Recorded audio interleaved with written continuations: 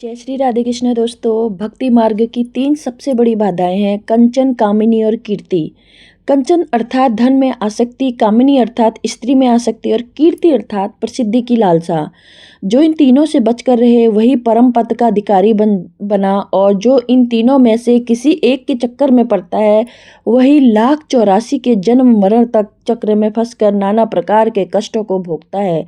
अब से लगभग 1000 वर्ष पूर्व मद्रास में तिरुचिरापल्ली के समीप वैष्णव तीर्थ उरुयर में धनुर्धस नाम का एक व्यक्ति रहता था। वह मल्ल युद्ध का शौकीन था, बलिष्ठ देह का स्वामी। धनुर्दास अपने बल पर अहंकार भी रखता था, कई कुश्तियां जीत चुका था। धनुर्दास अपने प्रतिद्वंदी को जब तक पछाड़ता और पटकता था तब तक वह प्राणों की भीख ही न मांग लगता। इसके अलावा धनुर्दास में एक और अद्भुत बात थी। वह हिमांबा नाम की एक अति सुंदर गणिका पर मोहित था। उसने उसे प्रेयसी बनाकर अपने घर में रखा हुआ था। धनुर्दास के बल के समक्ष बड़े बड़े मल्ल सिर झुकाते थे और स्वयं धनुर्दास अपनी प्रेयसी के समक्ष सिर झुकाए रहता था। वह उस पर इतना मोहित था कि उसे हर क्षण अपने साथ रखता था। मार्ग में हिमांबा चलती थी तो धनुर्दास उसके आगे उसकी तरफ मुंह फिर उल्टा चलता। कहीं भी बैठता उसे अपने सामने बिठा लेता। निर्लज्जता की सीमा तक उसका यह व्यवहार शहर भर में चर्चा का विषय था, परंतु उसे न लज्जा का भान था न लोक निंदा का। एक बार श्री रंगम मठ में वार्षिक त्योहार रंग क्षेत्र का आयोजन था। उस महोत्सव में दूर दूर से लाखों श्रद्धालु आते थे। चैत्र माह में यह महोत्सव हो रहा था। प्रिय, मैंने सुना है कि श्री रंगम मठ में महोत्सव हो रहा है। हिमांबा ने धनुर्दास से पूछा। हाँ प्रिय, वहाँ तो वर्ष में कई बार महोत्सव होता है। धनुर्दास ने अनुराग से उसे देखकर कहा, मेरा मन महोत्सव देखने का हो रहा है। अवश्य प्रिय, चलो। धनुर्दास ने कहा। कई सेवक साथ ले और हिमांबा के साथ अपनी विचित्र चाल से चलता हुआ महोत्सव स्थल पर चल पड़ा। उसने उसके एक हाथ में छाता था जिसकी छाया में उसकी प्रियसी चल रही थी। वह स्वयं उसकी तरफ मुंह किए धूप में चल रहा था। चिलचिलाती धूप में पसीने से लथपथ धनुर्दास को अपनी सुध तक नहीं थी। आते जाते यात्री उसे देखकर हंस रहे थे, परंतु उसे तनिक भी संकोच या लज्जा नहीं थी। वही इसी प्रकार चलता हुआ श्री रंगम मठ के समीप जा पहुंचा। मठ के पीठाधीश श्री रामानुज जी ने जब उसका वह विचित्र आचरण देखा तो उन्हें आश्चर्य के साथ क्रोध भी आया। यह निर्लज्ज व्यक्ति कौन है जो इस प्रकार स्त्री के साथ आ रहा है? श्री रामानुज जी ने अपने एक विशेष शिष्य से पूछा। उसका नाम धनुर्दास है, पहलवानी करता है। शिष्य ने बताया, यह स्त्री जो उसके विचित्र व्यवहार के कारण है एक गणिका है। इस पहलवान से जाकर कहो कि तीसरे पहर वह हमसे आकर मिले। शिष्य ने धनुर्दास को स्वामी जी का आदेश सुना दिया। मुझे स्वामी जी ने बुलाया है। धनुर्दास भयभीत हो उठा। क्यों? मुझे जैसे साधारण आदमी को उन्हें क्या काम है? मुझे क्या पता, वैसे भी तुम साधारण आदमी कहाँ हो? तुम्हारा कृत्य तो समस्त मद्रास में चर्चा का विषय है। शिष्य ने कहा। तीसरे पहर स्वामी जी के दर्शन कर लेना। मैं चला। शिष्य चला गया। धनुर्दास मन में विचार करने लगा कि अवश्य आचार्य जी ने मेरे निर्लज्ज व्यवहार को देख लिया होगा। उन्हें मठ क्षेत्र में ऐसी निर्लज्जता करने वालों पर क्रोध ही जाएगा। यह धार्मिक स्थान है और मैं यहाँ कैसी निर्जलता कर रहा हूँ। अब उनके सामने जाता हूँ तो जाने क्या दंड मिले, न जाऊँ तो यह उनकी अवज्ञा होगी जिसका फल दुखदायी हो सकता है। और अतः उसने मठ पर जाना स्वीकार कर लिया। भोजन के पश्चात वह मठ पर पहुंचा। स्वामी जी ने उसके आने की सूचना पाकर उसे मठ अपने पास बुला लिया। धनुर्दास ने डरते डरते हुए महाराज को प्रणाम किया। आओ धनुर्दास, हम तुम्हारी ही प्रतीक्षा कर रहे हैं। स्वामी जी ने कहा। स्वामी जी, मुझे अथम हो। हम तुम्हारे उस व्यवहार के कारण जानना चाहते हैं जो हर ओर तुम्हारी प्रसिद्धि और निंदा का कारण बन रहा है।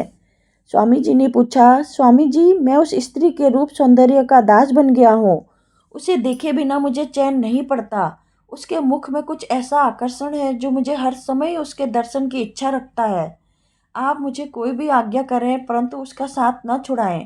अर्थात तुम्हें इससे भी मनोहारी छवि दिखाई तो तुम उसके प्रति भी आसक्त हो जाओगे। सौंदर्य के उपासक जो ठहरे, संभवतः ऐसा हो। धनुर्दास ने स्वीकार किया। यदि हम तुम्हें उस स्त्री से भी अधिक सुंदर मनोहारी सूरत दिखा दें तो क्या करोगे? फिर तो मैं उस स्त्री का परित्याग कर सकता हूँ। परित्याग उचित नहीं है। वह कभी घड़ी का अवश्य होगी, परंतु अब वह तुम्हारी पत्नी की तरह है। तुमने उसका परित्याग किया तो वह पुनः अपने पाप कर्म करने लगेगी। उसे तुम पत्नी व्रत रखो, बस उसके रूप पर इतने मोहित ना हो जाओ। यदि ऐसा कर सको तो संध्या को आरती के समय आ जाना। और जो आज्ञा स्वामी जी, धनुर्दास ने कहा और जाने की आज्ञा ले ली। उसे स्वामी जी का स्नेहवत व्यवहार बड़ा ही आत्मीय लगा। अगर आपको मेरे चैनल की कथा पसंद आती है तो चैनल को सब्सक्राइब जरूर करें। स्वामी जी की सच कहते हैं, ऐसी आसक्ति लोग निंदा का कारण बनती है। हिमांबा ने कहा, पहले कभी तो तुमने ऐसा नहीं किया।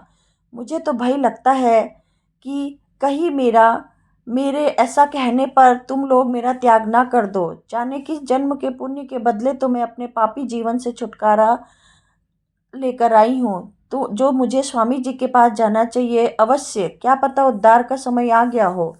धनुर्दास संध्या के समय मठ पहुंचा। स्वामी जी आरती करने को तैयार थे। उन्होंने धनुर्दास को अपने समीप खड़ा कर दिया। अपने चित्त को शुद्ध करके भगवान को स्मरण करो, स्वामी जी ने कहा। उसने ऐसा ही कहा। हे दयामय सर्वेश्वर, घट घट के वासी, स्वामी जी ने अपनी प्रार्थना से कहा, इस सम्मुख प्राणी को अपने सौंदर्य का दर्शन देकर अपने चरणों में इसकी वृत्ति को लगाओ।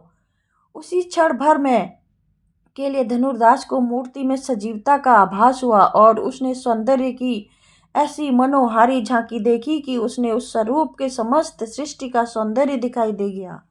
अगले ही क्षण वह बांके बिहारी लुप्त हो गए। धनुर्दास तो जैसे पागल हो गया। वह स्वामी जी के चरणों में लिपट कर रो पड़ा। स्वामी जी, मुझे पुनः वह झांकी दिखाइए।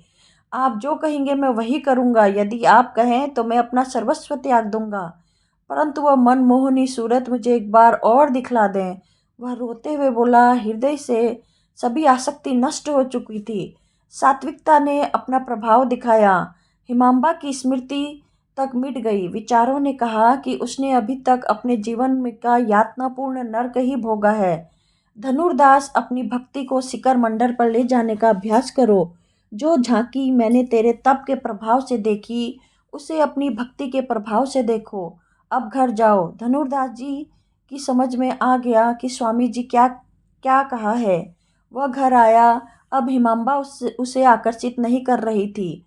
उसने उसे सब वृत्तांत बताया। कुछ दिनों बाद वे दोनों श्री रामानुज जी के शिष्य बन गए। दोनों का आचरण आदर्श हो गया। धीरे धीरे धनुर्दास ने स्वयं को इतना पवित्र कर लिया कि वह स्वामी जी के विश्वस्त सेवकों में गिना जाने लगा। स्वामी जी वृद्धावस्था में धनुर्दास के कंधों पर सहारा लेकर चलते तो मठ के अन्य शिष्य धनुर्दास से जलने लगे।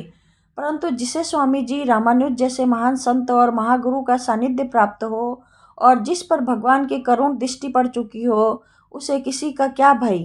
किसमें इतना साहस कि प्रभुत्व को परम भक्त के परम शिष्य का कोई अहित कर सके। हिमांबा भी ऐसे भगवत भक्त का साथ पाकर इस संसार सागर से पार उतर गई। आज भी भक्त धनुर्दास का नाम वैष्णव में बड़े आदर